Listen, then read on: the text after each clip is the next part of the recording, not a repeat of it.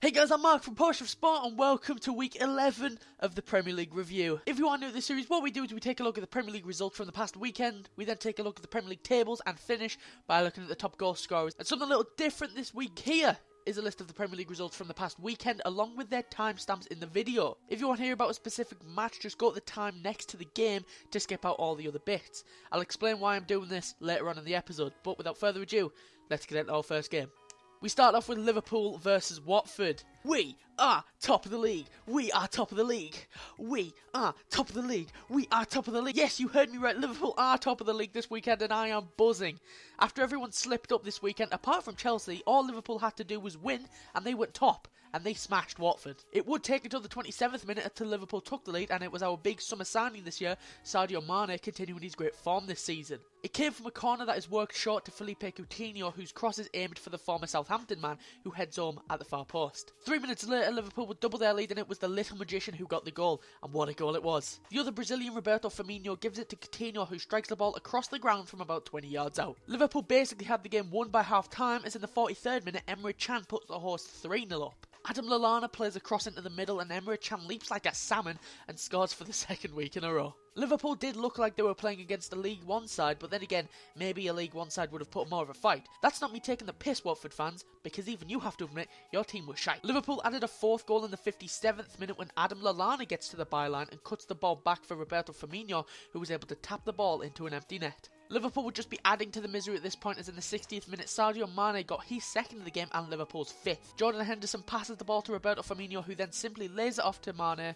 and he's able to finish easily. But don't worry, Liverpool do what Liverpool do best and concede a goal. We are great at attacking but shocking at defending. It came when Daryl Janmaat has the ball on the edge of the area and he's able to convert for his first goal for Watford. But Liverpool would regain their 5-goal lead about 15 minutes later when Jorginho Wijnaldum got his first goal for the Cop. He came on as a sub with Daniel Sturridge, and Sturridge himself should have had about 3 with the chances that he had. Genie's goal came from a Daniel Sturridge shot that was parried into the path of Wijnaldum and the Dutch international was able to tap in. And that's how the game would end, Liverpool putting a lot of goals past their opponents yet again, but here's where I think differently. Liverpool will not win the league this year. We concede goals. Too many goals. We've only kept 1 clean sheet this season, and I think that might be the second worst in the league this year. But this win did mean that the red side of Liverpool went top of the Premier League this weekend. And we move on to Chelsea versus Everton. Chelsea continued their run of scoring early in games when in the 90th minute Eden Hazard puts the home side ahead. It came when Diego Costa plays the ball into Hazard on the left hand side and Everton make a huge mistake by letting the Belgian cut inside. He then curls his shot into the far corner with a tasty finish. A minute later, Chelsea would have the ball in the back of the net again as they doubled their lead, and it was summer signing Marcos Alonso who got his first goal for the club, I believe.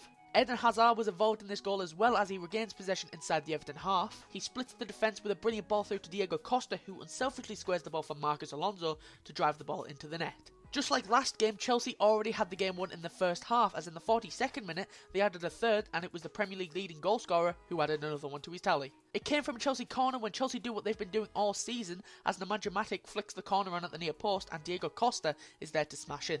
10 minutes into the second half, Chelsea would get their fourth and Eden Hazard got his second. It came when he plays a 1-2 with Pedro before charging at the Everton box between 2 defenders and striking the ball low into the net. And to finish it off, Chelsea would add a fifth, and in a game where anyone on the Chelsea side could have got a goal, it was Pedro who scored this one. It came when Diego Costa controls the ball just inside the Everton half and sprints the Everton defence. Costa gives it to Eden Hazard. Hazard wants a hat-trick and strikes the ball, however it was parried by Martin Stekelenburg straight into the path of Pedro, who taps in. And that's how the game would end. Jesus Christ, Everton, I'm sorry. You might want to go to court because Chelsea abused you in this game. You should press charges.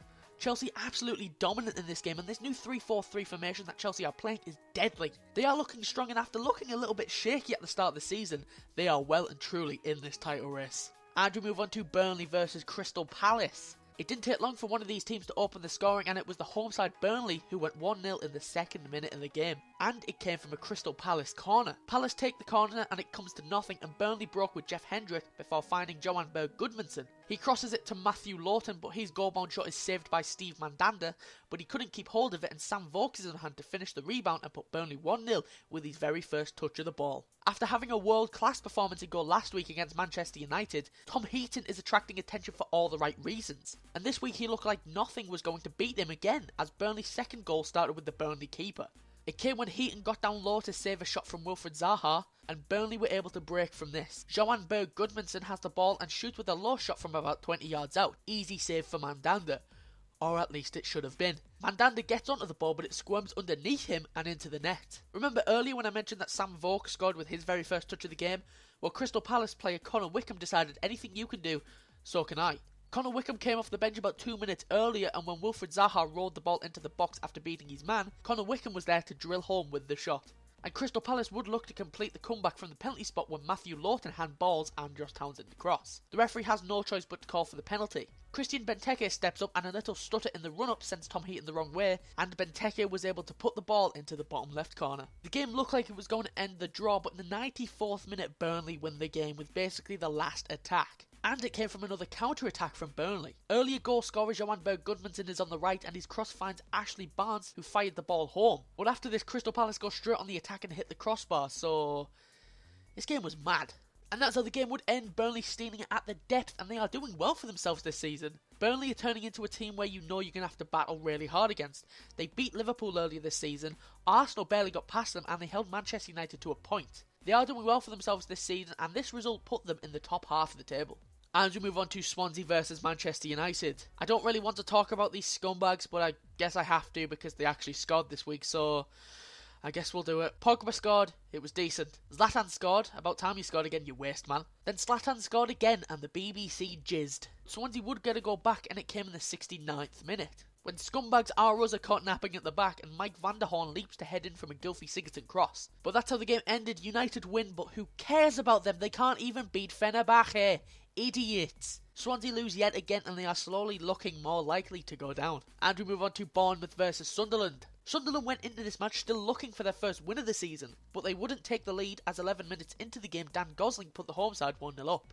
It came when Adam Smith burst down the left hand side and crosses the ball in, and it was Dan Gosling who got on the end of it. But he didn't score in the conventional way, no. It looked like the ball bounced off of his thigh or perhaps his stomach. He's that good. He can score with his gut.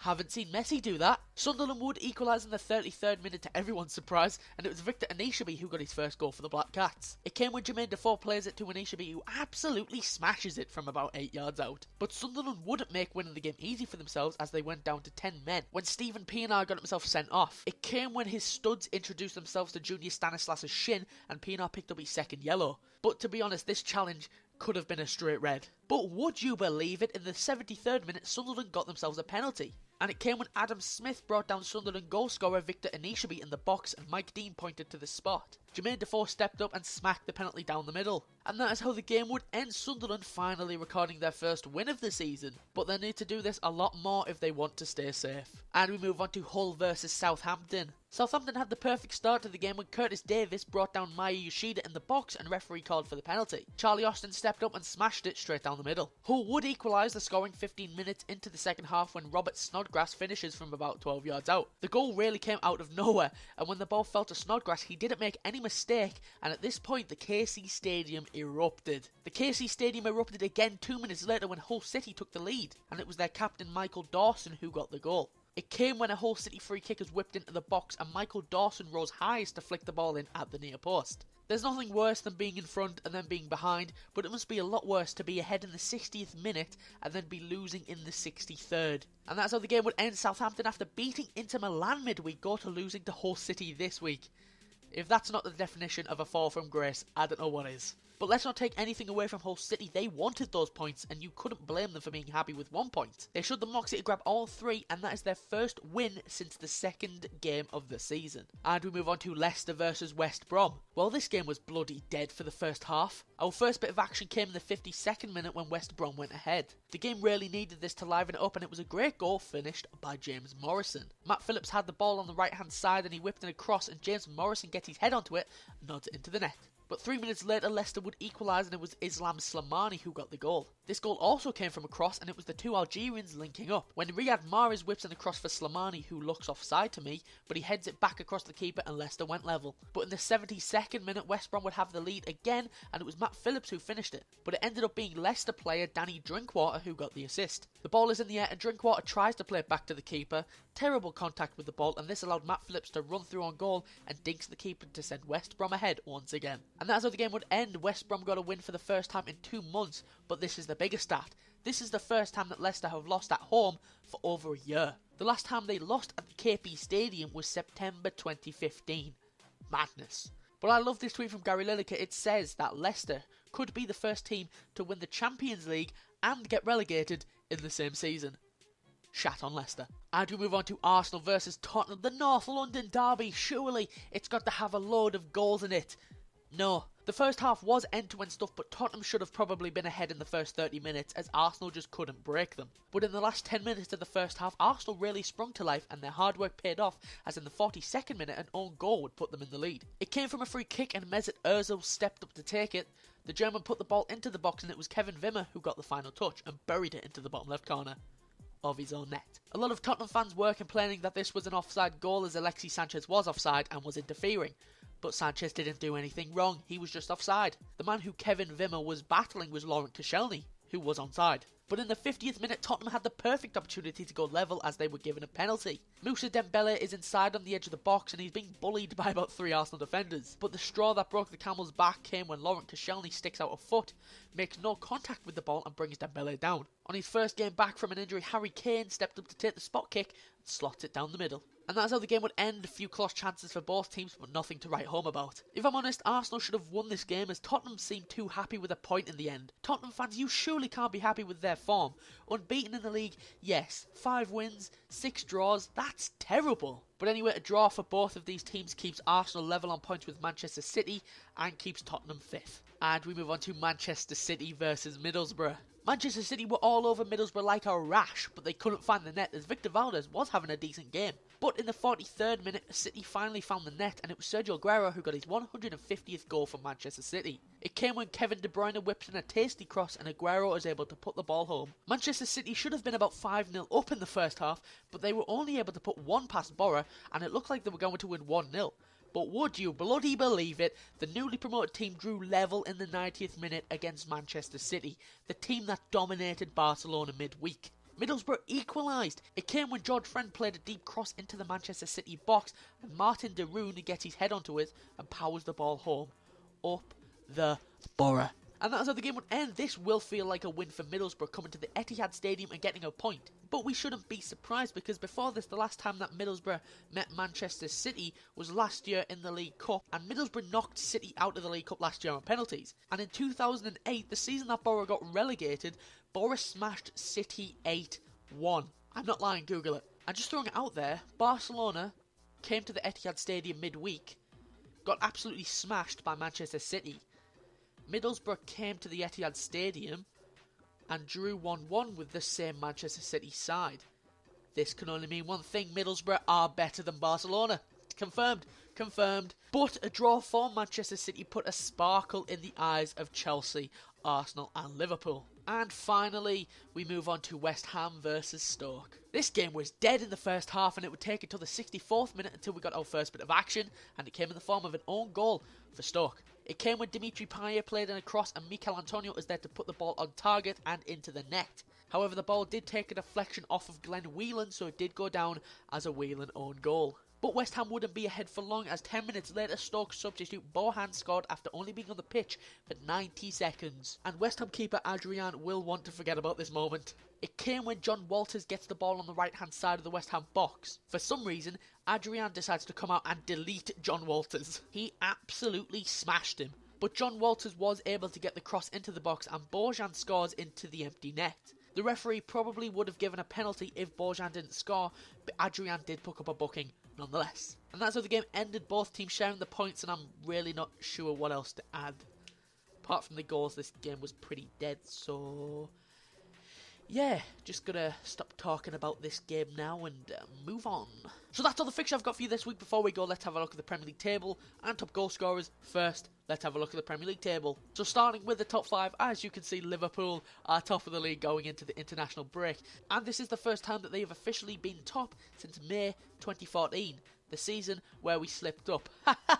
Shut up. But Liverpool are top with 26 points, Chelsea are second following their massive win with 25 points, Manchester City and Arsenal are third and fourth on 24 points, but City are third with 15 goal difference and Arsenal fourth with 13, and Tottenham have their fourth league draw in a row, but it keeps them fifth with 21 points. So moving on to the bottom 5, as you can see, Sunderland are still bottom even though they picked up their first 3 points of the season this week. Swansea are 19th following another loss this week against Manchester United. Hull are 18th on 10 points following their win this week against Southampton. West Ham are 17th following this week's draw with Stoke, and Crystal Palace fall into the bottom 5 for the first time, I believe, following this week's loss against Burnley. So moving on to the Premier League top goal scorers, as you can see, Diego Costa is still top, adding another goal to his tally this week, and that put him up to 9 goals. Aguero also added another goal to his number, and that puts him second with 8. Even though his Everton side got smashed 5-0 this week, Romelu Lukaku is third with 7 goals and 3 assists. The man who might be single-handedly responsible for beating Everton, Eden Hazard, is fourth with 7 goals and 1 assist, adding 2 goals to his tally against Everton this week. And despite not scoring this week, Alexis Sanchez makes up the top 5